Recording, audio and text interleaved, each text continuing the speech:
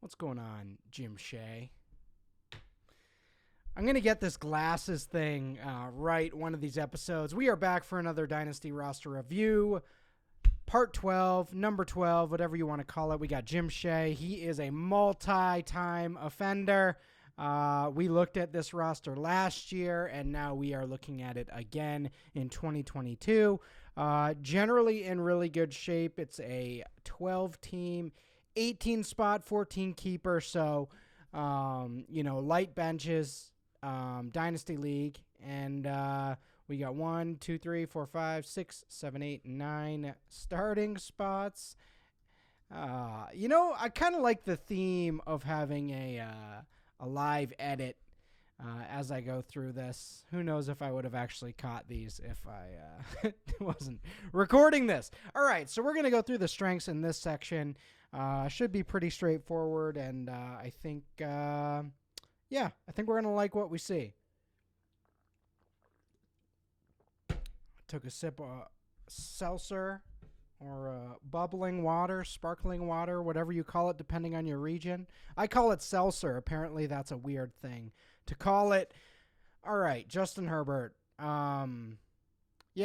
Justin Herbert. If you have Justin Herbert, you're not too worried about your quarterback situation for the next decade. He is undeniably one of the most talented quarterbacks to come along in a while, and he obviously has the savvy and intelligence to kind of take advantage of that.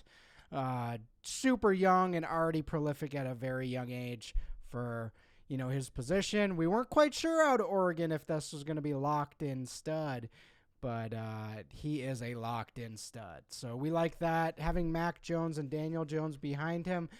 Daniel Jones, you may not need him in this format. 14 keepers. Gonna be hard to pull the trigger on Daniel Jones, especially with this roster where there's a lot of pieces I like. So we still have a rookie draft to go. I'm not exactly sure when the cuts have to be, but we're gonna look at the cuts in the weak points section, and probably in the final grade we'll look at that as well. But moving on to running back. So Jim pointed out to me that he made a trade. He traded the 104 in this year's rookie draft for Derrick Henry. And for this roster, I like that. This roster is really young. When you look at Justin Herbert, you look at Jamar Chase, you look at A.J. Brown, even a Mike Williams is still, pretty young in his career. Allen Robinson is a veteran, but he's a nice piece there. And, there's going to be a waiver wire that will be fruitful with only 18 total roster spots. So a guy like Derrick Henry is a great shot for a contending team this year. 104, again, this rookie draft is not all world like 2021. We all knew that coming in. That's why I think the last 3 roster reviews have had either Chase or Jonathan Taylor or both. Or Justin Herbert and Joe Burrow in a super flex. My goodness. We made our move last year. We got our guys. We got ETN. We got Chase. I think grabbing some veterans in this class, because, really your only option with 104 if you want a running back is Ken Walker. Number one, is he going to be there? Number two, is he going to provide year one value? This team has the infrastructure to do it. Also, Jim let me know that there was a trade for him where he got a high-end future first. One of my favorite things to do in Dynasty, he ended up trading one of his firsts. But the cool thing when you have multiple future firsts is that you can trade even your own, but you still have that equity in rooting against that other roster, which, long been a pastime of mine, whether I have their future first or not, is rooting against other teams, especially the other contenders. If I have their future first and their team falls apart, that is a multiplier for old Russ. We get the spoils of their chaotic season, and we don't have to compete with them anymore. And if you can get a team if you can get their future first and you can see they're about to rebuild, and if a few things go wrong in the current season, they might be throwing it away, try to get those teams, because that's what makes or breaks a dynasty roster long term, especially a 14-team keeper where you really want to consolidate these assets into 2-for-1s, and you want to really get as many studs as you can in this type of format, because you can't have, you can't hold the Paris Campbells of the world when you only have 18 roster spots. So, I mean, maybe you can now, but the last couple years have been really dreary. So, like this setup for this year, I really love Travis Etienne for the next couple years. I love his situation with Trevor Lawrence, which sounds crazy because he's on the Jaguars.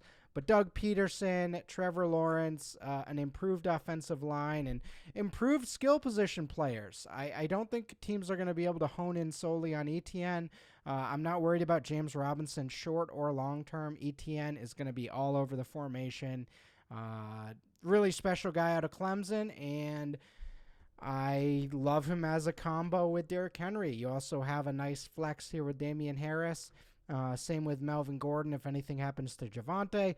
Also, Darrell Henderson. So, when you kind of look at this roster, you say, all right, the running backs, they don't look pretty, but at least for this year, you're set up. You have a young, high upside dynasty running back and a potential top 5 fantasy running back for 2022, maybe 2023 for Derrick Henry. We'll have to see if he's a generational outlier or not. We can't really predict those types of things, but if there was a guy who could be like an Adrian Peterson producing into his 30s, I feel like it would be Derrick Henry, right? Like, that would make sense. So 104 for him, I'm fine with. Damian Harris, Melvin Gordon, Darrell Henderson will survive with that. Maybe even a little Sony Michel action, though. Seems could be tough for him to make the cut here, after a rookie draft and all that good stuff. All right. Let's see. Jamar Chase, A.J. Brown, Mike Williams. What do we think of that? That sounds pretty good. I would say having Jamar Chase as your dynasty wide receiver is a good situation to be. We love this depth chart. Number one, you probably got Mike Williams at a huge discount last year. He's in line to be a top 10 fantasy wide receiver this year. And over the next couple, I believe. You have the stack with Justin Herbert, which is beautiful. A.J. Brown in a new situation. While we may not love Jalen Hurts, I do think A.J. Brown is talented enough to sort of produce regardless of who his quarterback is. We saw that with Tannehill. Tannehill, not a bad quarterback, but also not a great one. So A.J. Brown, great play here. Jamar Chase, we already talked about it. Basically 23-year-old Randy Moss reincarnated. This guy's going to put up top 5 fantasy seasons for the next decade, as long as off-field issues and off-field issues and injuries, if he can avoid those, I have faith he's going to put up a top 5 fantasy season for the wide receivers. So lock that in. Like Allen Robinson as a contender, he's a nice piece and should have some really high-end outcomes on that Rams offense. So like that play. And then Josh Palmer, probably unclear if you're going to be able to keep him, especially during the year when you have to roster a kicker and kind of go through all that shenanigans. But nice little hedge on Mike Williams. Mike Williams, not the healthiest guy historically, so Josh Palmer showed he could be a flex-worthy play if Mike Williams does miss time last year. I think he could even grow on that this year. Evan Ingram, Dalton Schultz. It's funny to see Evan Ingram higher than Dalton Schultz. For this year, definitely not. Schultz is locked in as a nice 2022 play. Evan Ingram, I still have faith in. I think he's a nice athletic tight end. I know his hands are sort of the topic of conversation that always comes up when we talk about Evan Ingram. It's the hands and the injuries, but talent-wise, this guy's still immense. And I think with a guy like Trevor Lawrence if he is what I think he's going to be, which, they're certainly pricing in some percentage he may not be, but I'm still very convicted that he's going to be a really special guy. If that's the case, then he's going to raise all boats on this Jaguars C here, and I'm going to take Evan Ingram shots here. So, I like this,